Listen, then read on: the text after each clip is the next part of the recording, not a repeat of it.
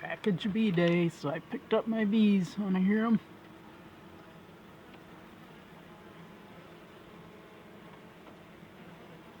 Some bees stay on the outside of the packages and just piggyback all the way from Georgia that way. Hear the buzzing?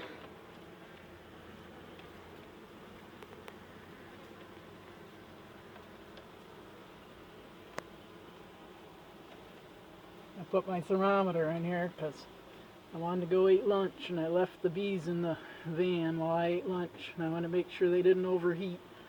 That's why I got space between the packages so that they can get oxygen and don't end up like those bees on the bottom there, dead.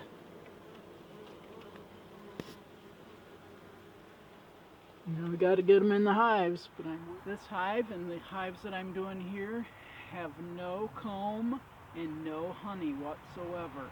So I wanted you to see how it's different to install a package of bees when it's on the plain old foundation. Let me show you.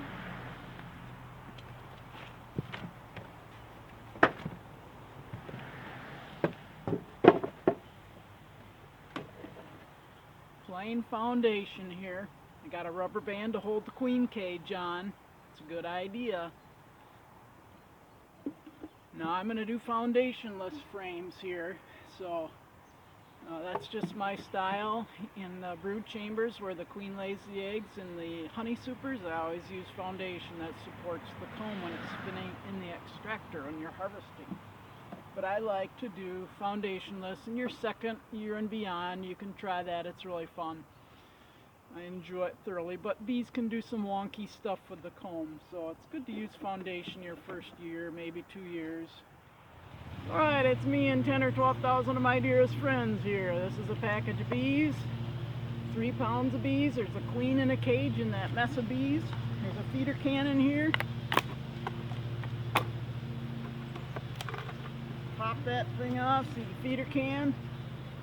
I forgot my other hive tool. I'm gonna have to go get that. Some of these have been in so far, I gotta use 2 hive tools to get them out.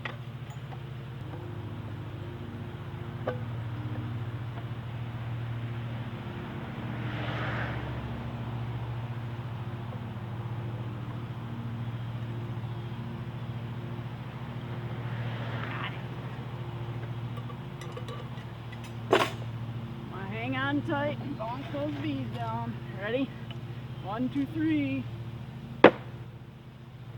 And I held onto the feeder can. I'm going to flip it over. There's some pinprick holes in the lid there, in the bottom of it.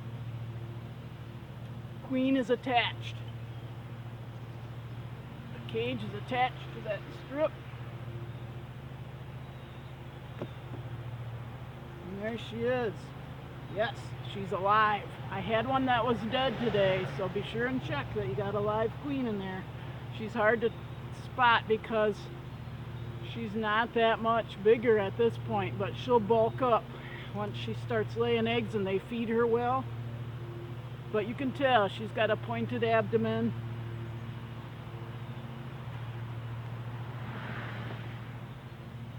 Go, ready to shake? Here we go. Shake, shake, shake. Fun, huh?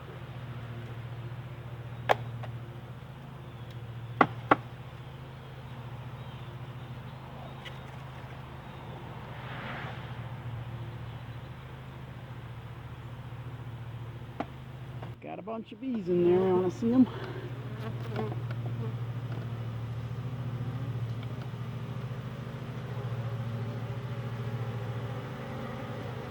I'm going to put the frames right into the bees, and they'll get out of my way.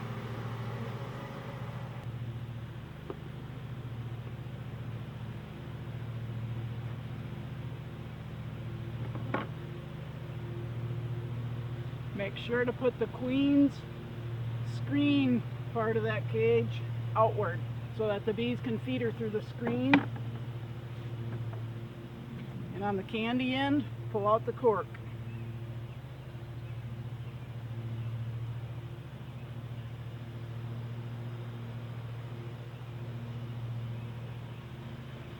Now they can eat through the candy to release her.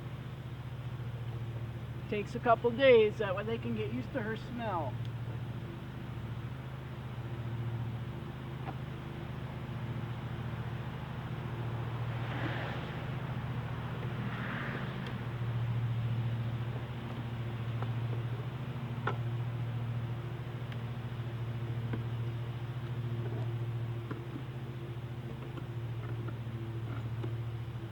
Push all the frames together. I got the queen in the center of the hive.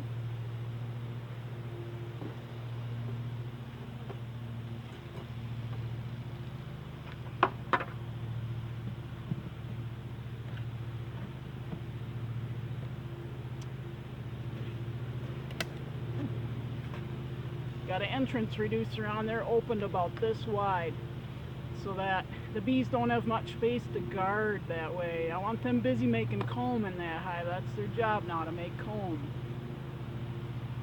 They'll use the sugar syrup to give them the energy they need to make the comb, so I never let that feeder go dry. Here we go, I'll show you the entrance now. That's where the bees are going to go in and out. And I taped this part off so that they wouldn't go in and out here.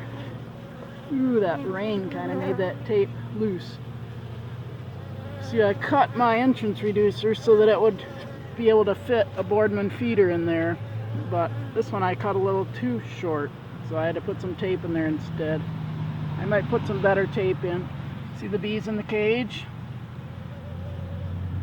They'll work their way into the hive because they'll smell that queen in there and they'll get in there. It's warm enough, they can do it. Sometimes I've done this when it's in the 30-degree range, and then it's so cold that they tend to chill and can't move, so they tend to die in there. But or the next day it'll warm up a little and I'll shake them into the hive or next to it and they'll walk in. Alright, I got more to do. Thanks for watching, everybody. Have a great day. That was fun.